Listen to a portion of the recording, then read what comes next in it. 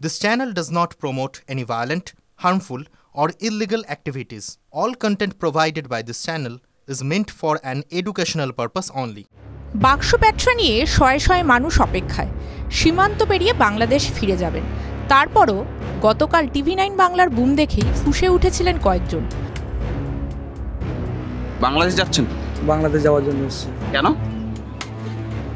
শুনছি মানে দেশে এরকম হবে, সবাই চলে যাচ্ছে, বাংলাদেশের লোক কোনো থাকছে না। ভারতে কবে এসেছেন? 12 বছর আগে। ভারতে এসে 10 বছর। বছর আগে আসছিলেন কি করে? সুরাই আসছিল, লোক যেরকম আছে আমরা এরকম ছিলাম।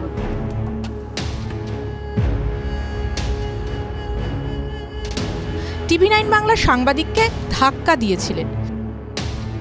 দাবি করা হয় এখানে কোনো রোহিঙ্গা কিংবা বাংলাদেশি থাকেন না। সেই ঘটনা 24 ঘন্টা পরও উত্তর 24 পরগনার হাকিমপুর সীমান্তে একই ছবি।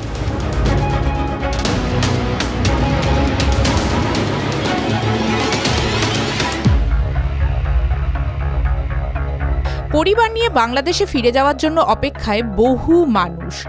এদিন অবশ্য সংবাদ মাধ্যমের কাছে কেউ মুখ খুললেন না। হাকিমপুর সীমান্তে এদিন সকালে গিয়েও দেখা গেল 2 শতাধিক মানুষ অপেক্ষা করছেন।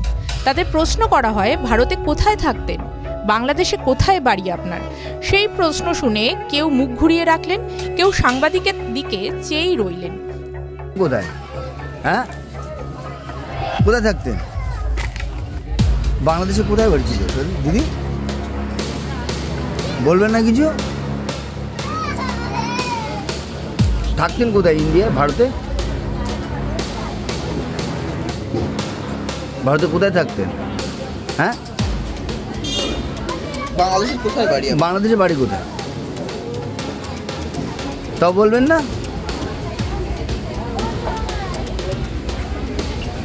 একদম চুপ। কেউ বা মাথা নিচু করে বসে রইলেন, কিন্তু একটা শব্দও উচ্চারণ করলেন না কেউই। চাচিমা,